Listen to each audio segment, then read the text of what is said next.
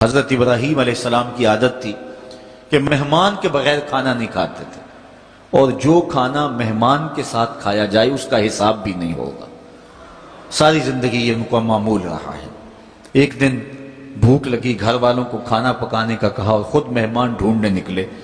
ایک شخص کو جو کہ بوڑھا تھا لے آئے، دسترخوان پہ بٹھایا، کھانا جب لگ گیا تو اس کو کہا اللہ کا نام لے کے شروع کرو۔ اس نے کہا میں تو اللہ کو نہیں مانتا۔ آپ نے فرمایا کہ میں تیرے سے کوئی ربط، رشتہ اور تعلق نہیں رکھتا، اللہ ہی کے نام پہ تجھے کھلا رہا ہوں، تو میرے رب کا نام تجھے کم از کم لینا چاہیے۔ اس نے کہا میں تو بتوں کا پجاری ہوں اور روٹی کے چند ٹکڑوں کے لیے اپنے بتوں سے بے وفائی نہیں کر سکتا۔ حضرت ابراہیم علیہ السلام بولے جب تو اتنا غیرت مند ہے کہ میرے رب کا نام نہیں لیتا اور اپنے بتوں سے بے وفائی نہیں کر سکتا، تو پھر میرا بھی تو کیا لگتا ہے، اگر میرے رب کو نہیں مانتا تو میں تو کھانا اس رب کے نام پہ کھلاؤں گا، کھاتا ہے تو ٹھیک، نہیں تو تیری مرضی۔ وہ حضرت ابراہیم علیہ السلام کے دسترخوان سے اٹھ کے چلتا بنا، وہ گیا تو جبریل امین حاضر ہو گئے، سلام دیا، سندیسہ سنایا۔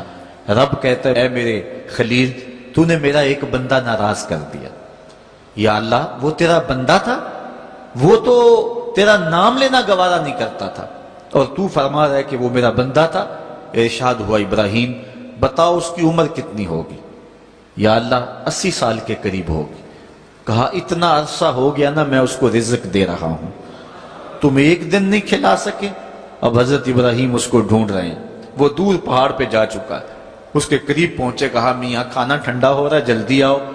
اس نے کہا ایک شرط ہے، تمہارے رب کا نام نہیں لوں گا۔ کہا نہ لینا آؤ۔ تو کہنے لگا لہجے میں اتنا گداز، اتنی نرمی کیسے آ گئی؟ تم تو کہتے تھے رب کے نام کے علاوہ کھلاؤں گا نہیں۔ کہا کہ اسی رب کا ہی تو پیغام آیا ہے کہ میں بھی اس کو دے رہا ہوں۔ اس نے کہا اگر تیرا رب اتنا اچھا ہے تو کھانا بعد میں کھائیں گے، پہلے اس کا غلام بنا لے مجھ کو۔ تو وہ رب ہے سب کا، ہمارا حق ہے کہ ہم اس کی پوجا کریں۔ تو اللہ تعالیٰ جل شانہ نے ارشاد فرمایا یا ایھا الناس اعبدوا ربکم، اپنے رب کی عبادت کرو۔ ایک تو وہ تمہارا رب ہے، اور پھر الذی خلقکم، اس نے تمہیں پیدا بھی کیا۔ توجہ چاہوں گا، کتنی شان ہے کہ اس نے تخلیق بھی کیا اور پھر اس نے تمہاری تربیت بھی کی۔ جو تخلیق بھی کرے اور تمہاری تربیت بھی کرے، کیا اس کا حق نہیں ہے کہ اس کے حضور سجدہ ریزیاں کی جائیں؟ ساری زندگی انسان ماں کی خدمت کرتا رہے تو بتاؤ ماں کی خدمتوں کا بدلہ دے سکتا ہے؟ ماں کے پیار کا صلہ دے سکتا ہے؟ تو انسان جتنی مرضی خدمت کر کے ماں باپ کو راضی کرنے کی کوشش کرے وہ تو راضی ہوتے ہیں، بلکہ نالائق اولاد کے لیے ماں باپ کی دعائیں اور زیادہ ہوتی ہیں۔ تو انسان ان کی خدمت کا حق نہیں دے سکتا۔ ماں باپ کے اتنے حق کیوں ہیں؟